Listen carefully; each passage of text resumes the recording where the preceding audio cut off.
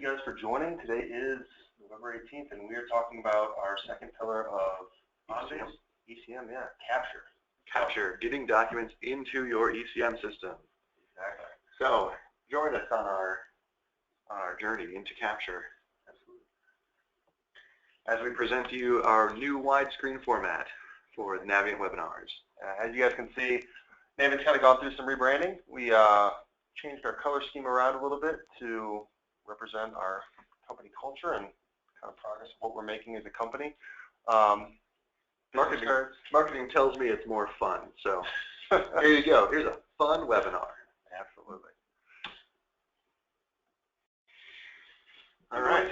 Heading into it, yeah. So welcome, guys. Your Naviant customer care group includes not only us, the superstars of Naviant customer care, Jason Wilhelm and Andy Butita.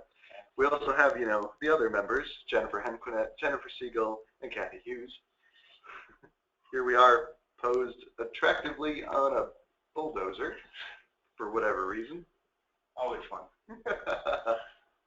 So a couple of housekeeping things. First of all, the voice is muted for all attendees. That just kind of helps us go through the slides a little bit quicker and smoother. The chat box is available to type in any comments or questions you may have. At the end of the survey, or at the end of the webinar, there will be a survey that we ask you please to complete. Helps us make these webinars more interesting for you guys. Yeah, exactly. And any previous webinars that you want to see, the customer care group does webinars every other month, and Guy Schroeder kind of does a solution spotlight in the adjacent months. So there's one per month that's out there, but you can go on our website, go into resources and video, and you can find them all there. All right, so what are we talking about today? What is capture? Well, we've got a couple of things. We're going to break it down into three areas. Traditional capture methods, what's new in OnBase 15, and then a special feature on some non-traditional capture methods. So starting out with traditional capture, we're going to go through scanning, talk about that pretty briefly, and then go through dip and cold, and then of course sweep as traditional methods of getting documents, electronic documents into your OnBase system, or in the case of scanning, physical documents into your OnBase system. Then Jason's going to take over for the new in OnBase 15. He's going to touch on advanced capture, document imaging, some improvements in document imaging, as well as some improvements in front office scanning, intelligent capture for AP, and the virtual print driver. And then I'll wrap up with our special feature on Unity form publishing and web services publishing as non-traditional ways of getting data into your OnBase system. And those ones are pretty cool and pretty unique to kind of what OnBase can do for your organization. So let's get started. So we'll look at traditional OnBase capture methods first. Of course, the most traditional method is scanning, where you have an operator at a workstation bringing physical documents into your electronic document management system. Scanning is so ubiquitous with OnBase that it works with nearly any scanning device. All-in-one printer devices, desktop scanners, high-volume production scanners, really anything that supports the Twain, ISIS, or Kofax industry standards that are used by practically all digital scanning devices. So along with scanning at a workstation connected to OnBase, you can also use disconnected scanning, which allows you to scan at a remote workstation that may not have the best network connection, or you just might want to upload your batches overnight or in off hours. I know we have a couple of people that have kind of warehouses out and about, and this is a really great way for them to kind of scan all day, and then when it becomes pertinent, you can kind of just slide the batch over. Yeah, if your warehouse doesn't have the best connectivity and you need it during the day for your other functions, you can keep scanning and then upload the batch later overnight. So then we've also got, obviously you can scan in-house or you can outsource your scanning. If you do outsource to a scanning bureau such as Naviant, it has a couple of advantages in that you don't need to purchase high-volume scanning or high-volume scanners or scanning software. You don't obviously need to employ people to operate said scanners. However, if you do scan on site, we've got multiple ways of doing it. You can use production document imaging, desktop document imaging, and scan from disk and other modules, and this is actually all we're going to talk about scanning today because it's so common these days. But Jason, when would you use scanning? When would you use disconnected scanning or production document imaging to bring documents into OnBase? I mean, scanning, if you have a piece of paper in your hand and you want that in your OnBase system or in your computer, obviously that's the first way of doing it. It's pretty obvious. Disconnected scanning, kind of talked about it a little bit. Remote warehouses or, buildings that may not be in the best connectivity zone, something where you're going to just kind of be scanning all day and then just upload a large batch overnight. And, even going through the list here, if we're outsourcing scanning, we said Naviant does this quite a bit for customers. If you do have quite a bit that you need to get in and maybe you're not really looking to transform a building into a scanning station and you want to kind of just bring the documents in and you can put a price on that, it's something that we can handle in-house here. Right, so if you have a large number of physical documents that you need to get into your ECM system, scanning is the way to go. Absolutely. All right, well let's move on then to the document import process, or DIP. DIP is a pretty old module. It is a batch process, meaning that it is designed for bringing in large numbers of electronic documents. And by electronic documents, we really mean pretty much any format, image files, PDFs, HTML, eForms, etc. Any format that OnBase recognizes can be dipped into the system. The advantage to DIP, the biggest advantage, is that your indexing information is included with the documents that you bring in, meaning that the documents will enter the system automatically indexed. They're not read from the file metadata or anything. It's held in an index file, so you do have to prepare that index file. But generally, this is used for processing output from an external scanning service or a legacy app or some kind of third-party system that's already got that indexing data, and you don't have to re-enter it. So very handy that way to keep your indexing information and consistent across platforms. Yeah, and kind of Andy touched on it, with legacy applications, OnBase is not about replacing everything in your system or environment. It's about kind of, adding that next level of efficiency to it. So, you don't need to get rid of what you're already doing. It can kind of just extend onto it and add to that next level.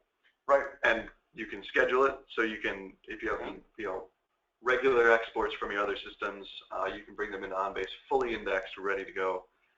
That touches on some of the benefits of the document import processor. You can automatically and consistently import and index high volumes of documents that, via the scheduling that are regularly output by other systems, which is huge. It allows you to eliminate manual re-indexing, manual first-time indexing, saving costs, improving your data accuracy, assuming that the data in the other system is correct. You don't have to re-enter it and subject it to human error, which is a big deal. We're going to see this a lot in these upcoming slides. You can leverage your investment made in existing systems, which means you don't have to throw away your old stuff, like Jason said. OnBase doesn't immediately obviate the need for your old systems. You can integrate them into your OnBase system using a module like DIP. If, however, you are looking to move away from an old system, DIP can help minimize the cost of conversion. Assuming you can get that data out of the old system with some of its indexing metadata intact, you can probably convert it to a format readable by DIP.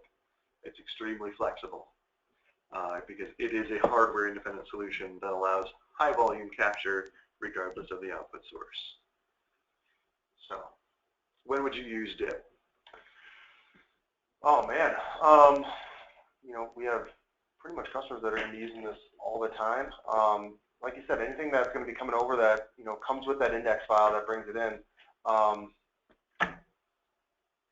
What would be some examples of kind of application forms or usually like AP systems, external AP systems. If you're generating forms or documents out of that, but you want to perform some workflow with them. Absolutely. You can you can export them from the external system, bring them in through DIP. They're indexing information is preserved, Yep. you can drop them right into workflow. Right. And you see on the screen here on the right-hand side, you have some examples of the index files. It separates out the different keyword values that are kind of brought in with the documents and associated with it. Yep, it's a pretty flexible process. On the top, we've got a tagged index file, which allows you to use, it allows you to specify some text as a tag. You can link that text to a keyword, and then it'll read the value that appears after the tag. And then the file below it is a normal index file, where you have, comma-separated values. In this case, with quotes as your field identifiers as well. Yep. So it's very flexible. Absolutely. So related to DIP is cold, or ERM, or the green bar reports. This is again a batch process that again imports large numbers of files, but in this case they are large record-based text files. These are gigantic hundreds or thousands of megabytes text files that are generated by report systems, mainframes, old legacy Unix applications, and they're really unwieldy. They're huge, continuous feed text files. They're meant to be sent to a line printer. If you bring them into OnBase through cold, you gain automatic indexing based on the data in the file, because you've got a whole bunch of text that's totally machine readable, usually in some kind of columnar format, so you can pick out where fields are. And then you get automatic pagination, so you don't have to pull the whole 200 megabyte text file down if you need to read record number 38 out of this file, which is a huge advantage. And I'm thinking, green bar, I know, Andy, I know you've obviously been in this industry a while, but green bar is it is kind of an older kind of system that's coming in. I'm wondering how long we can keep that term around and people will still recognize the name. It's kind of still hanging around there, but it's still hanging on. I don't know how. Line printers are kind of a thing of the past. They're already talked about with hushed voices at conferences. Like I used to have a line printer at our work that. So one of our techs got mad at me, and he decided to send 3,000 rows of page feed, a form feed at the line printer, and when he hit enter, man, that line printer just exploded in a beautiful cascade of green bar paper as it tried to spit 3,000 pages out in 0 seconds. And I guess the theory is, as long as they are what legacy applications are going to be putting out, because they are ways of getting out your records and getting out your information in useful ways, and this is kind of a way to kind of keep the benefits of those legacy situations, but bringing them into a new, more efficient way to process them. Cold is OnBase's oldest module. It's been around since the beginning of OnBase, almost literally since the beginning of OnBase. I'm sure that question was asked, when will it be made redundant? When will we not need it anymore? And it's still around. Oh yeah. We are still configuring new cold systems because these legacy apps just keep on kicking. Yeah.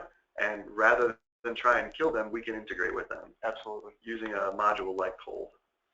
So what are some of the benefits of it? Obviously, extends the value of your existing legacy systems. You don't have to throw away the old stuff. You can keep it going. If it's doing what you need it to do, that's fantastic. There's no reason to replace it. And OnBase can then take that and extend it. For example, using overlays on your cold data, when you print out one of these giant reports, you print them out on, not green bar paper, on letterhead paper, and they just look like a form that has existed forever as this form with color graphics and things. Overlays in OnBase allow you to make those documents, those cold documents that are just plain text, make them look like the forms that they finish their lives as. So it's what users expect when they pull up, an invoice or an expense report or a statement, a pay statement or something like that. And since you can bring these giant text files into OnBase, you can split them into their individual documents, you can get their indexing information, you can give your staff real-time snapshots into your enterprise transactions and any of your documents that you need to be ready to approve, email, fax, or print. and you get that insight that you would lack otherwise from having just a plain text file that would just go to a printer. Right. And not only that, think about the savings in paper alone. How much we're not printing out anymore, or using the line printers on. Correct. So, kind of what we got on the screen here. What you'll see on the left is what it used to look like, except on paper. So they had the green bars across it, primarily used to keep your lines straight, know what you were looking at. Now on the right hand side, the cold document has text. That is just the text on the screen, which when looking at it may not look like something you're going to be too easily ready to use, because what are the different lines and where are they printing out, what are they doing? Well, that's where the overlay comes into play. Kind of a digital overlay or underlay.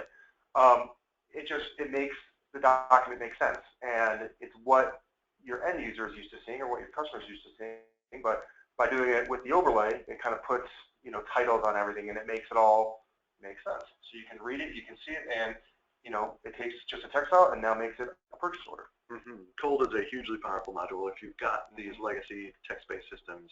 Absolutely. For sure. So let's continue on with Sweep.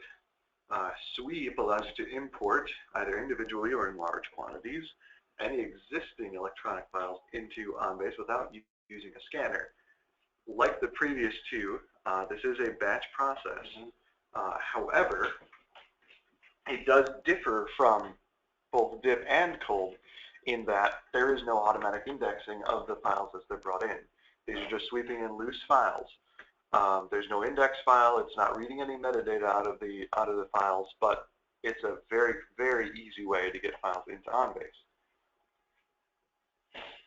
Easy integration is kind of an understatement, really. Yeah. I mean, it's files in a directory. You point OnBase to the directory, and it scoops up all the files in there. It brings them in. Yeah, I think nearly every customer we have uses this in a way, and it's just the manner in which you use it that kind of justifies how efficient it is. Either you have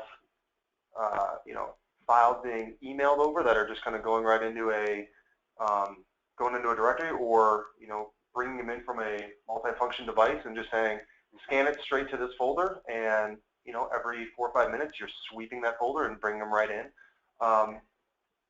Very, very efficient, and like we said, this is, I think typically people have these processes scheduled so that maybe every 5 minutes it says, look at this directory, see what's going on there, make sure that it, can bring them in, and just pull them right in OnBase. So a very efficient, very effective way of bringing in large quantities at a time. And like I said, the downside is that there is no automatic indexing because they don't come with any sort of ID file, but that's where you kind of have your users go through and identify what's on the page and what's using it, and that can then go straight into workflows or however you want to use it. Yeah, its simplicity is what makes it so flexible. Absolutely. So we'll just have a quick couple of screenshots here of doing a manual sweep. So we're going to grab the scan queue, open up the scan queue, right-click in the blank space, and go to sweep directory. Now this is obviously if you're doing this manually. Yeah. If you did have this set up as a scheduled process, obviously you want to make sure your services are running. You want to make sure the workstation you're working this on does have this registered. A couple of just little housekeeping things, but as long as everything's set up in place, this just runs automatically. Scan sweep, and you get your new batch documents. All right, so that is traditional capture methods. Yeah. So, Jason. Yeah. What's new in OnBase 15? All right. So I'm sure as many of you guys know, OnBase 15 is on Service Pack 2 now. So we are kind of in the midst of it, but there were some new additions that came into OnBase 15.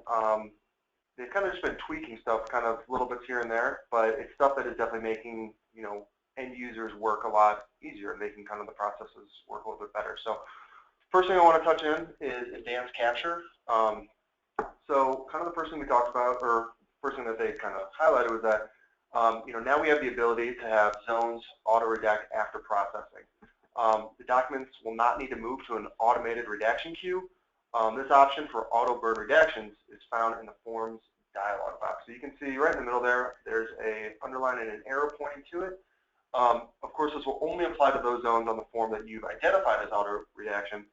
This will require another license, though. The license is auto-redaction. So moving along. Next, for interactive data capture, there's now the capability that's included with both advanced capture and intelligent capture for AP. It provides users with OCR tools like type ahead and mouse swipe to reduce manual data entry during indexing. What this does is, so there, you get the new feature is that you can use a Unity form for your data entry, right? Yeah, that's actually, that was also new in 14 in just the Unity client. Right. You could take your traditional indexing field and turn it into a Unity form, allowing you to use all of these cool Unity form features like, you know, drop downs, custom actions, stuff like that. Exactly.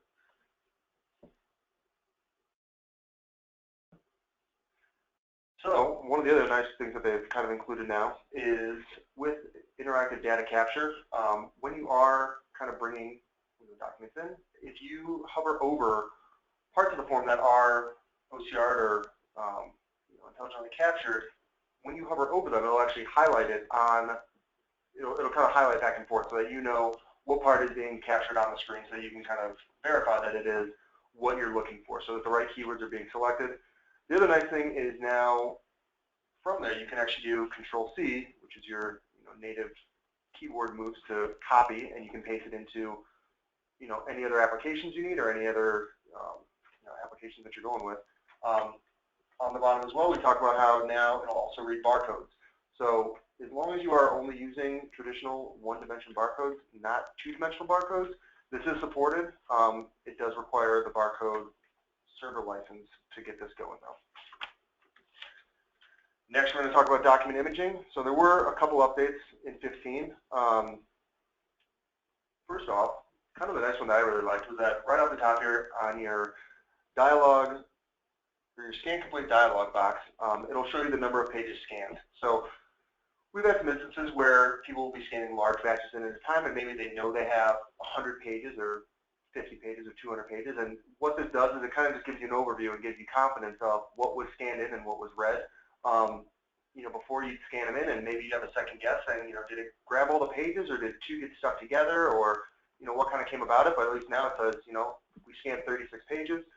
You can see here it's also saying the number of pages that were archived. So if you do have separator sheets or barcode sheets, it'll kind of give you the total number of documents that were brought in. So, if you know you're doing 10 batches at a time and it comes back and says, hey, we got 9 of them, you'll know that maybe a barcode sheet was passed over or just kind of included in, and you may need to go back. But at least this gives you that secondary confidence of what was brought in and what came about with it. So yeah, it's handy if you know you have a stack of 50 pages, you've got separator, indexing, barcode sheets on it, and you get through and you finish off your batch and it says total pages scanned 130, total pages archived 50. You're like, oh good, it got all 50 pages, and threw away all the blank backsides, barcode sheets, and indexing page separator sheets. Right. So it kind of reduces the need for redundancy for instances where you may think that something was missed. So they've also updated the convert documents to image file format option, so it can be used when running OnBase as a service. This process uses the virtual print driver to convert non-image documents to image files, and it's a completely hands-off process, which makes sense for some organizations that wanted to use this feature when running OnBase as a service. This new option you'll find in that the same image processing tab in configuration, with the ability to automatically burst multi-page image documents into individual single-page documents. So something that needed to be manually done before, you now have the option to do it automatically. Excellent. Which is huge. Automation is always good. Exactly. While we're talking about ScanQ configuration, we're going to talk about how there's now an ability to integrate with OCR for AnyDoc simply by selecting a new checkbox in the integration tab. This option, batch processes by AnyDoc and advanced capture queue, allows batches to be scanned into OnBase and have the application server pick up those batches and hand them over to InfinitWorks, which is a part of the AnyDoc suite of products, where it can process the batch with any of the AnyDoc tools available, including OCR for AnyDoc. While there, the documents can undergo classification and data extraction. Once again, just another kind of way that OnBase 15 is kind of integrating with AnyDoc and kind of bringing that into its suite of services. Next slide here. And this is one that I really liked. So now in the Unity client, you have the capability for a user to create and identify global scan formats. What you used to have to do is, if you had a scan format that was in one on one workstation or on a scanner, you had to export it and import it into the other scan stations. Now you can manage your global scan formats and keep those in one set location where it kind of utilizes them across multiple scan stations. Extremely helpful if you're trying to add in another scan station and you don't want to go through that process of exporting all and importing them all. It kind of keeps it right on board there. And it kind of makes sense for the core-based environment that would be something that they would. If you've got a large scanning department with a lot of the same scanner, having a global scan format can save you a lot of time if you have to rebuild a workstation or if you want to add a scanner. Or someone else, you bring in an existing workstation from another department to fill a gap. Global scan formats can be very useful. Absolutely. And kind of the last thing to touch on here is what OnBase likes to call a major evolution. It's the way that scan keys are used. You now provide the ability to reorder the processes that occur within a scan queue. This can be turned on for a scan queue in configuration.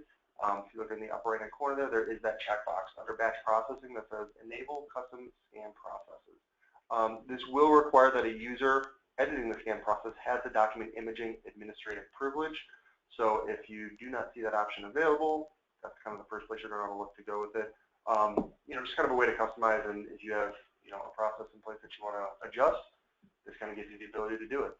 So that is it for the document imaging updates. I kind of plowed through that last one pretty quickly, but it is actually a fairly big deal because it means that you can change dynamically, you can change your scanning procedures to match what your business does. Because not everybody has, not everyone does one QA step and one document separation step and does them in the order that OnBase requires them to go. Since customizing your scan process allows you to reorder those, add additional doc separation or additional QA steps. In the image we have up here, you can see we've got several QA steps added into this doc prep workflow here, and that is really a major improvement. Absolutely. So going forward, front office scanning. Kind of, I'd say 2 updates that they got going on. This first one's a little dry, but it's definitely good to know. The encryption method used within front office scanning was changed from the older RC4 method to the newer AES 256, which became the government standard in 2002. Safety with documents and encryption is always an important thing to mention. And then next, they talked about how you can use connected cameras to take pictures or portraits and add them to a document using the merge feature in front office scanning.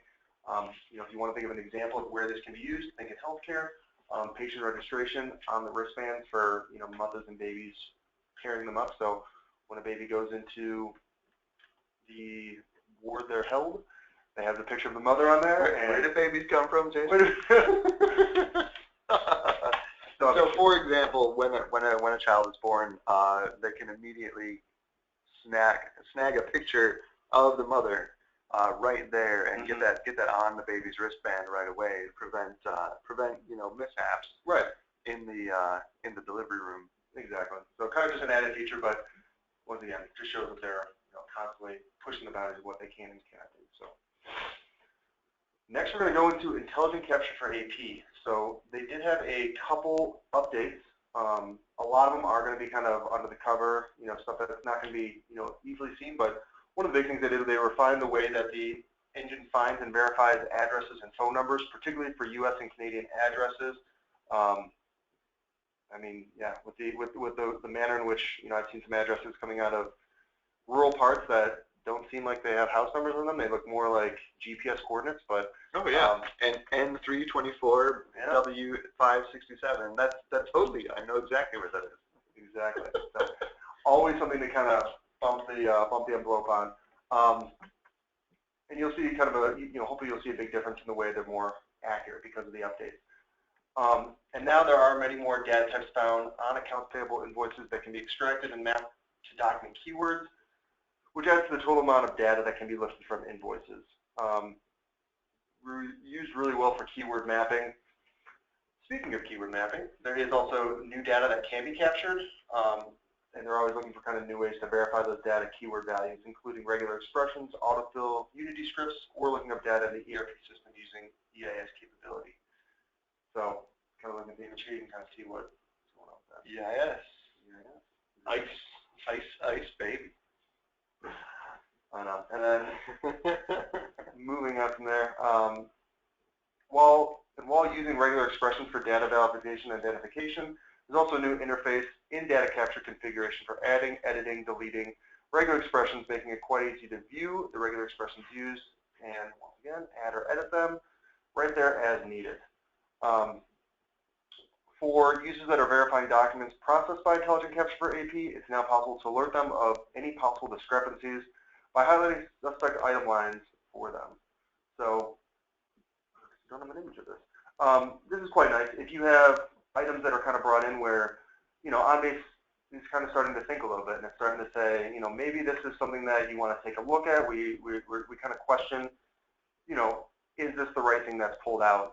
There are built-in mathematical validations, which are not going to be perfect every time, but, you know, if they notice, you know, kind of big discrepancies between the two, maybe 0 line items or you know, 0 total amounts at the very end of a PO, it kind of just, it can start to highlight things that are going a little more. So, right. So Intelligent Capture for AP is starting to mature.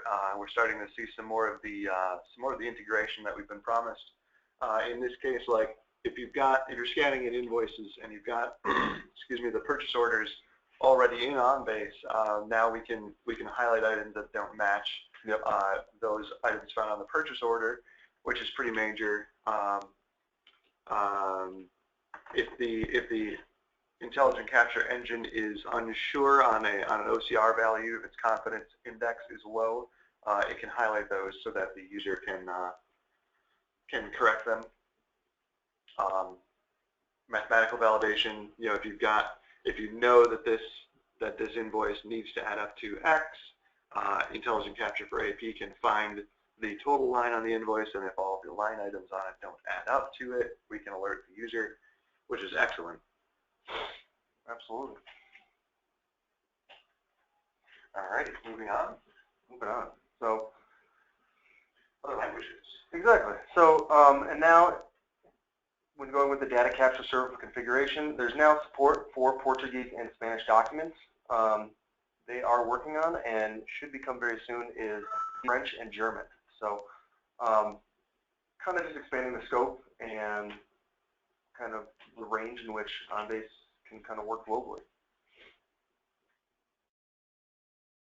Next, and the last update is virtual print drivers. So this was an enhancement that was added to 14 Service Pack 1, but still something that we want to kind of bring up on, you know, with what's going on here. So an enhancement that was added was the ability for virtual print drivers for naming which workstation and user was actually, when using virtual print driver, what they were generating the files from their virtual print driver. Exactly.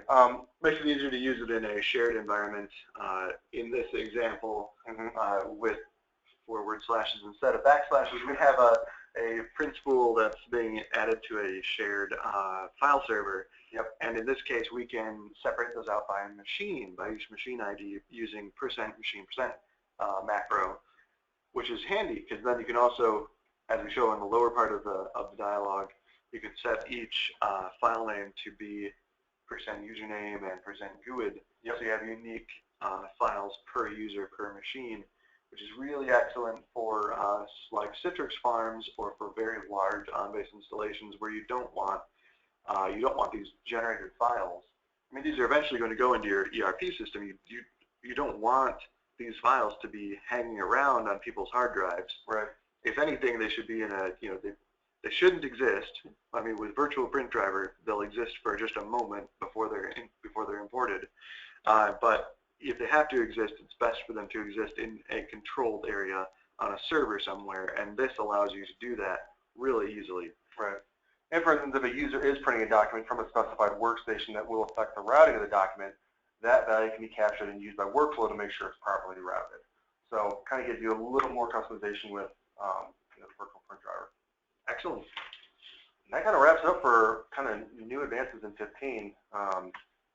Andy's now going to touch on some non-traditional capture methods, which I think a lot of people maybe haven't really explored these, just because, like I said, they're non-traditional. It's not what people are used to looking at, but they do. Right.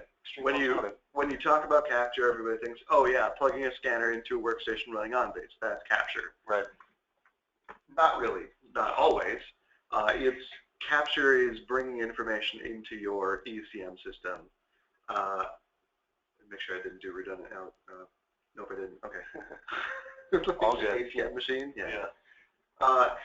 Non-traditional capture methods. I've got two examples here that OnBase can do. The first is published Unity forms. Published Unity forms have been available since, I believe, 13.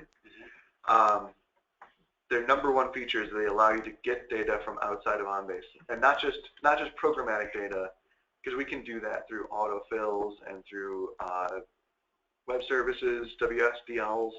We can get programmatic data from outside of OnBase. This allows you to get human data from outside of OnBase.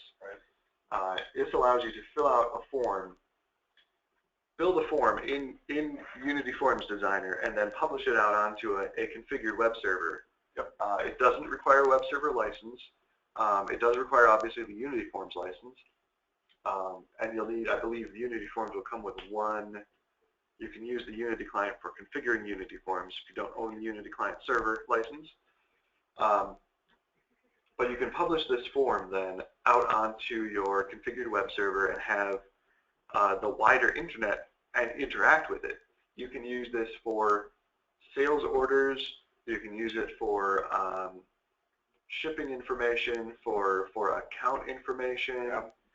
Anytime you need to grab information from a human being outside of your organization, a published Unity form can be really, really helpful because the major advantage, once you have that information, once that person hits publish or submit, that Unity form gets generated in your OnBase system under a configured username, and you can drop them into workflow, you can re-index them, you can retrieve from them, you can do anything you can do with a normal OnBase document, except now you have information coming in from outside. It's a very useful feature, and it's definitely an example of non-traditional capture in OnBase. Kind of as this can be used as far as the imagination can run with it. I mean, anytime someone is filling out a form, if you give them the ability to fill it out on a computer versus on a piece of paper, it can then just be, versus having to skip that process of sending out a form, receiving the form, scanning in the form, and then bringing it on OnBase. This can kind of skip a lot of those steps. Think about, for example, the humble hospitality form. Yep. How did we do? How would you rate our service? Yep.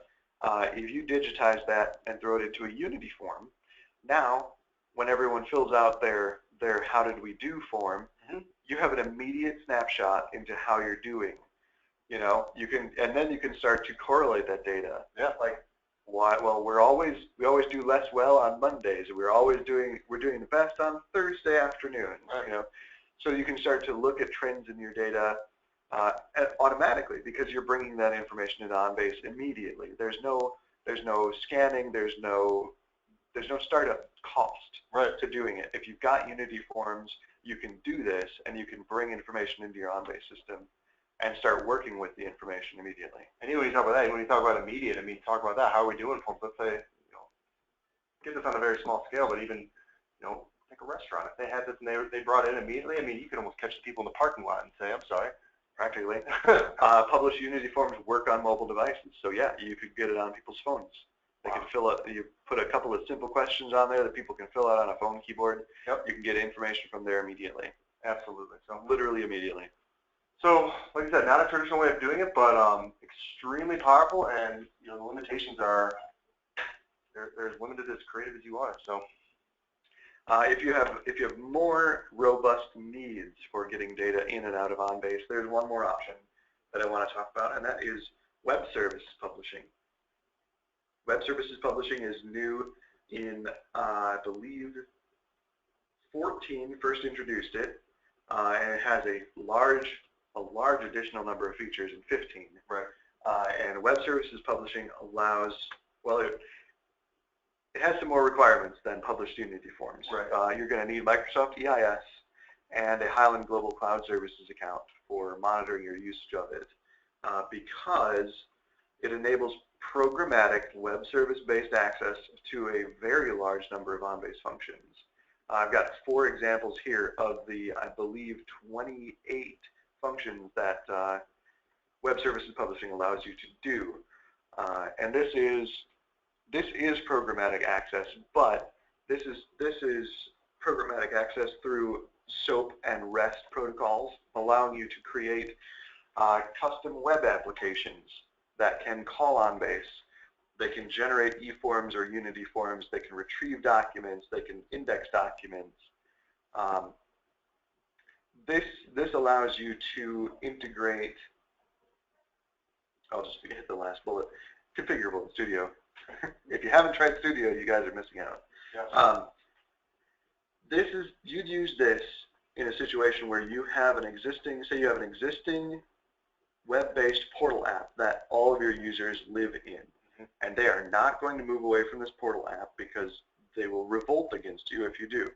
You try and make them use a traditional thick client again, they're just going to say, no, we like our web portal. If we need to use something in OnBase, give it to us through the web portal. Well, you can.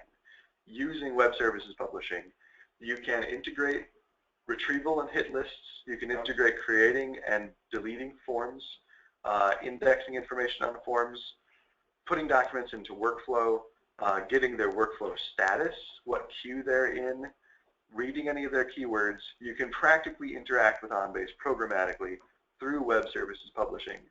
Almost 100%. There's a lot of features in here that you can use. Right. And this allows, it says configurable in Studio. It allows you to set up exactly what SOAP variables you're going to use, what XML you're going to use, what you're going to pass back and forth, what members and variables are going to be in your JSON object if you're using REST. It's extremely powerful, extremely powerful. So kind of this extends that additional arm out into compatibility. I mean, it really allows companies to take what they have and, like we said, change to something that is sometimes a 4-letter word and people don't like it, but you can adapt OnBase to what you want it to be. And yeah, Web Services Publishing usually gets mentioned under the integrate pillar, right, where it allows you to slide OnBase in to fill a missing gap in your existing web-based service, whatever it may be. And in this case, I'm saying you can also use it in a capture sense, because you can create electronic forms, you can create Unity forms using it. It allows you to get and retrieve data really, really quickly and powerfully from within OnBase. And that kind of wraps it up for today. It does. That does wrap it up for today. If you want to check, we've got our online resources. We have our blog, blog.naviant-inc.com. And then, of course, Highland has their community website, onbase.com/community. And you'll really be amazed on community. If you haven't really gone on there too much or explored it yet, it's really a great forum where a lot of people who are having issues, and there's answers that are questions that are not only answered by other OnBase users. Highland is on there a lot, and they go on and they answer anything and everything they can, and they really bring a lot to the table there. So, a great place to get all your MRGs. I mean, there's so much on community. It's almost hard to list. You can find a bit. I think there's 2 guys in the Nebraska overnight office in support. That all they do is answer questions on community. Wow. Put a question up, you're going to get an answer from one of those 2 guys at least. Yep. At least. So, speaking of questions, does anyone have any questions? Like we said, we have the chat box on the webinar. Yes. Feel free just to type in, anything you guys have there. We'll check to see if we've got any questions, any chat.